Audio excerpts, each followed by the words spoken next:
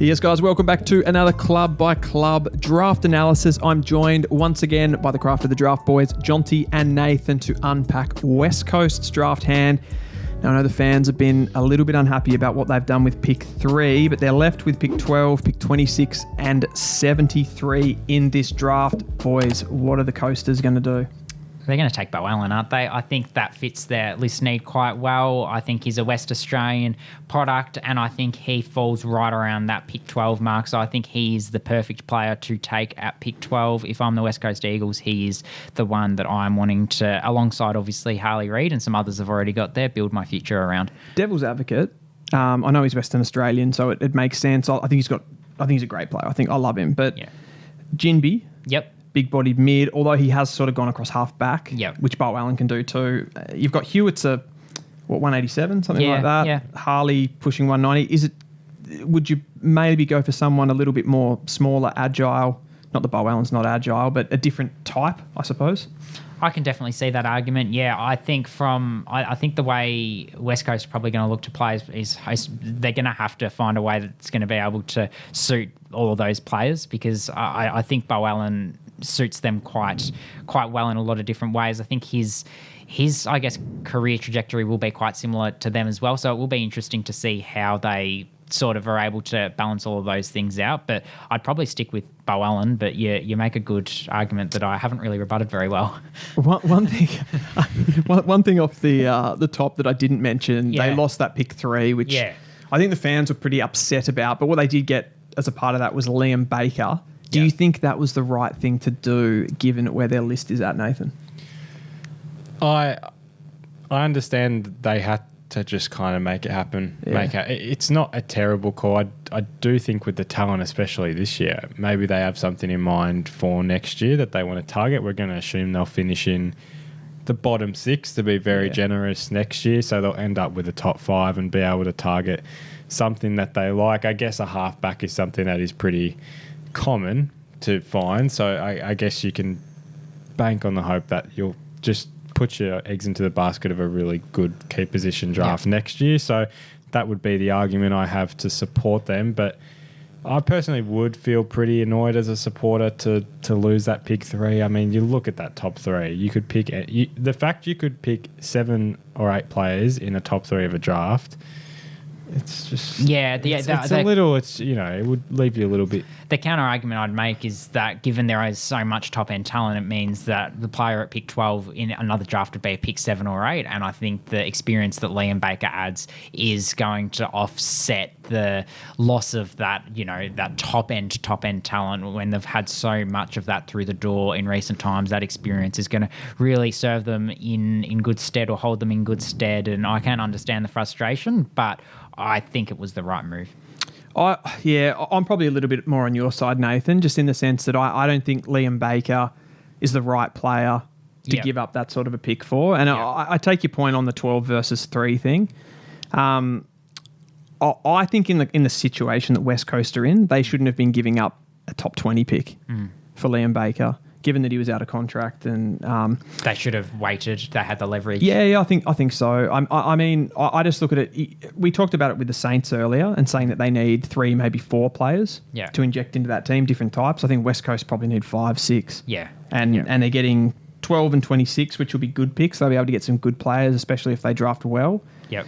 But you've got such a quality player in the middle of your midfield in Harley Reid, and they start to need some pieces to move the ball for them, because I don't see any ball movement in that team.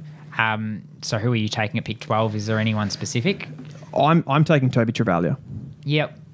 I think, and he's another player we've linked heavily to a lot of clubs that need to move the ball, but I just think he's, as far as plug and play, I think he's going to give you that quality. He might take a little bit of time to develop and set into that side, but you have moved like a Ruben Jimby to the half back line. I think Travaglia will give you that extra bit of run as well, and they can sort of link up and you can get some excitement on the outside. And then you're looking at pick 26. I think the forward line's pretty good. I mean, you could probably start to get some of those later midfielders, players like in the Cooper Hines, Tom Gross sort of area. I'd probably look at somebody like that, Jesse Detoli, even if he was to slip to that number, just to get a bit more quality around the ball. Yeah. No, it's interesting, and I'm intrigued by the way you sort of talk about that. I think they're obviously going to get Malachi Champion as well, that we've got to talk about. You'd assume if they were going to match a bid for him, or they rookie list him, so he's going to add a little bit of dynamism in the front half. What do you see Toby Travaglia's career trajectory as being? Is it similar to a Will Day, who's built quite similarly? And I know I've compared them a little bit throughout the year, where I think he started a little bit off half back and now he's starting to move into the midfield. He's starting to get some more size on him. Yeah, like it's always hard to make those calls, isn't it? Because he's like, we say a player looks like this player. Yeah. He's not that player. No. Ultimately, I think the Will Day transformation, he becomes a midfielder. Yeah. And like Will Day, he's not that powerful midfielder. He's more of a silky sort of ball user, uses his reach and size and gets intercept possessions. Like that would be amazing if they were able to pair him alongside Harley Reid and start him off half back. I think ultimately you've got to consider what you're drafting, which is the player right now. Yeah. So he's that ball movement player. He's that guy off half back. And I guess that's where that argument comes in with the pick 3. It's like with the pick 3, you would have been able to get an out-and-out midfielder. Yeah. Toby Travaglia is more a project in that sense from a midfield perspective. Yep. No, certainly. I think from my point of view, an area of the ground that they could target is a key defender. Replace Barras. Yeah. Are you going to say James Barrett here? I'm going to say one of James Barrett. It depends what type you want, because, yes, he would be the direct replacement, a like for like, being that sort of third tall. Or if you prefer a man-on-man, then Harry O'Farrell or Noah Mraz are both going to be around that mark. They do have Edwards. And the other thing I'll say about James Barrett, he models his game very heavily on Tom Barras. Yes, there's a little bit of a size difference. They're very similar. Yeah, in terms of wanting someone that is going to become like Tom Barras, I think that's James Barrett's dream almost. So you are drafting with the hope that he can become that. There's certainly a chance he does develop into that. Again, we talk about it with the country zone too from Bendigo, so it sort of works from a recruiting perspective. Yeah. Yeah, 100%. James Barrett's one other on this list I think would fit in very well in that role, given a bit of time. And also, like we keep forgetting, he's played up forward. So he's got that forward craft to him. If I just had to go quickly back to the 12, Luke Trainer's one, if you're talking about Toby Travaglia, Luke Trainer's really interesting because the concussion's the one thing that is putting clubs off. But, I mean, it was only, 3 or 4 months ago he's in top 5. So I think he's one that could very much sneak into that 12 spot. Yep. Well, the question, how low does Luke Trainer actually go? If we're talking about clubs being like, do you just let him slip and say, concussion? I still think he's top 10. I think he's 10 to 15. Because then in that case, that's probably a West Coast pick. Yeah, you think almost could be. If we look further down to finish with that 73, the only name I want to bring up, and I think 73 is too low, but Malachi Champion being a WA boy, naturally will be a bit of interest there.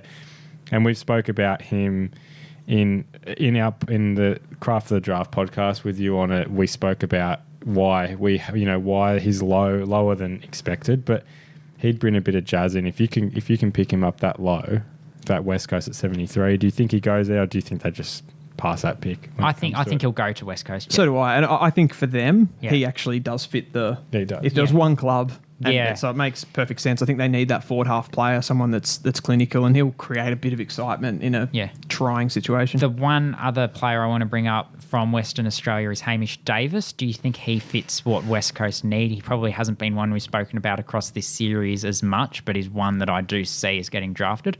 Yeah, unfortunately, with the West Coast connection, I just don't see him as the type of player that they would want to go for. Like, he obviously fits from the fact that he's from Western Australia, but I go through those players like the bigger bodied mids, and he doesn't really have any major weapons. You'd probably have to play him as maybe a third tall, and they sort of have those types as well. So I don't think he'll go to West Coast. He'll get picked up for sure, though.